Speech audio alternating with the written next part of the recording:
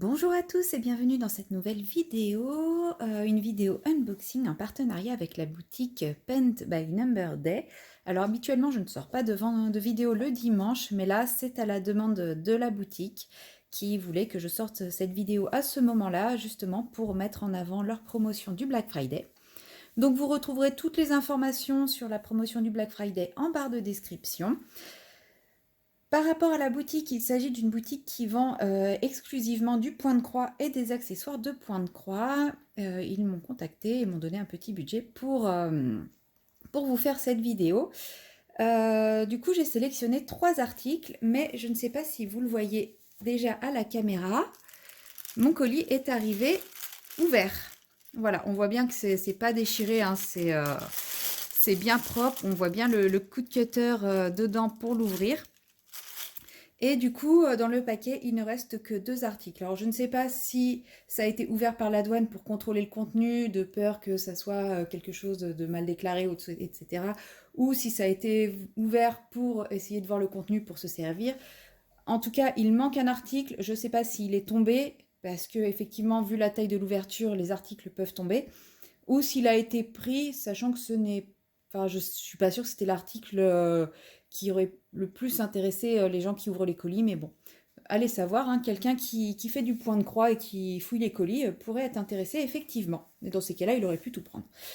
J'ai contacté la boutique pour leur signaler, donc moi comme c'est un partenariat, bah, j'ai envie de dire c'est désagréable, mais ce n'est pas grave, je n'ai pas acheté les articles, donc s'il en manque un, bah, c'est comme ça, c'est pas grave. J'ai 2 articles à vous montrer, je vous montrerai le 3e via les visuels de la boutique. Donc, bah, je vais déballer sans avoir à déchirer le carton, le colis. Le premier article, c'est ce porte-clés dont vous reconnaîtrez très certainement la licence. C'est un personnage que j'aime énormément de toute façon. J'aime énormément cet univers.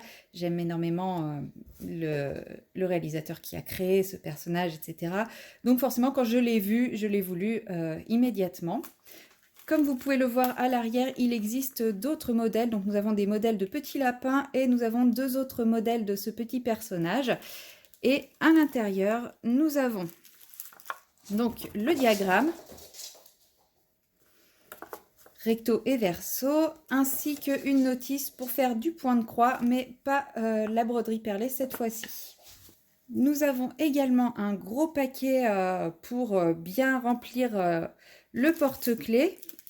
Et quand on voit la taille de l'image par rapport à ce qu'il y a pour le remplir, je pense qu'il y a de quoi faire sans trop de problèmes, hein. Ça déborde très largement, tout en ayant quelque chose de quand même bien rebondi.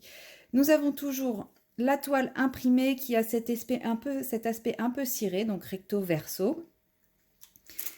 Nous avons les fils qui sont en lien avec la couleur.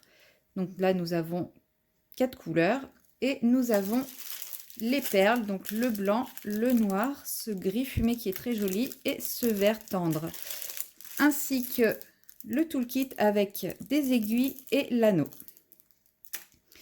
Je vous avais dit que je commencerais par le petit lapin que j'avais eu dans une autre.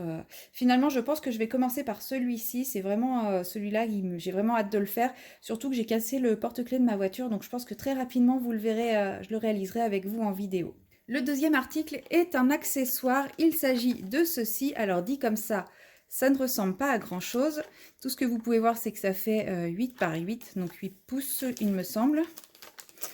Donc soit 20,3 cm par 20,3 cm, donc c'est quelque chose de carré.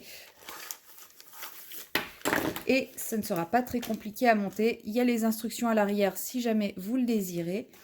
Mais voilà, je vais vous le monter avec vous en direct ou pas. Voilà.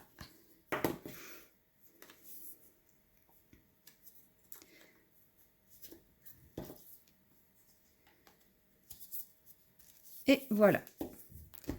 Comme vous voyez, c'est pas ce qu'il y a de plus difficile à monter. Et c'est un petit cadre pour broder. J'ai un cercle déjà pour broder et je vois plusieurs personnes utiliser ça. Donc je me suis dit que j'allais essayer. Donc en fait, nous avons cette partie-là qui se déclipse normalement. Donc là, comme je suis à bout de bras pour être bien dans le champ de la caméra, c'est pas forcément facile. Mais nous avons en tout cas ces 4 morceaux qui se déclipsent. on pose la toile et on vient la tendre avec ces 4 morceaux en les reposant. Donc voilà, comme mes grandes toiles, là, pour le moment, à force de les maintenir, je commence à avoir des crampes dans les pouces. Je me suis dit que ça serait peut-être l'occasion d'essayer sur mes grandes toiles, voir si ça me facilite un peu le travail. Donc, je vais tester hors caméra sur ma toile et je reviendrai vers vous faire une petite vidéo revue de cet accessoire.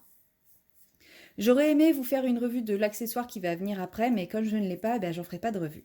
Voilà. Du coup, je vous montre ce que j'ai reçu. Donc, le cadre à broder et le nécessaire pour me faire ce joli petit porte-clés. Et le troisième article, donc, que je ne peux pas vous présenter, il s'agit d'un accessoire également. Il s'agit d'un trifil en plastique, il me semble. Donc, vous verrez tous les visuels, enfin tous. Je vais sélectionner quelques visuels pour illustrer un petit peu mon propos. Donc, c'est un trifil de couleur unie qui contient jusqu'à 111 trous. En fait, il est séparé en 3 trifils de 37 trous chacun. Au niveau des dimensions, ils font à peu près 6 cm de large sur 30 cm de long. Et je n'ai pas l'épaisseur, mais bon, ça ne doit pas non plus être quelque chose de très épais, mais quand même suffisamment pour éviter que ça se casse lorsqu'on met les fils. On peut l'utiliser soit pour 3 projets différents, pour 2 ou pour un seul projet si on a un projet avec énormément de fils. Voilà, je trouvais ça intéressant de posséder ce genre de petit accessoire puisque parfois on reçoit des kits qui n'ont pas de trifil où les fils sont séparés, voire quand on crée nous-mêmes le projet, un trifil c'est utile, sachant que moi je vais m'orienter pas mal aussi vers des projets où j'aurai juste le diagramme et je prendrai les fils à part.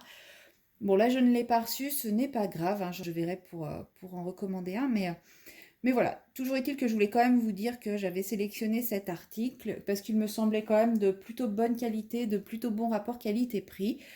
Je ne peux pas vous dire si c'est réellement le cas. Je verrai avec la boutique si, s'ils me proposent ultérieurement un autre partenariat, je leur demanderai, je leur redemanderai cet article. Et sinon, eh bien, si quelqu'un d'entre vous a ce genre d'article, qu'il n'hésite pas à partager son expérience si jamais cet article vous intéresse, que vous puissiez vous faire votre avis dessus. Voilà, c'est tout pour cette vidéo et je vous dis à très bientôt. Bye bye!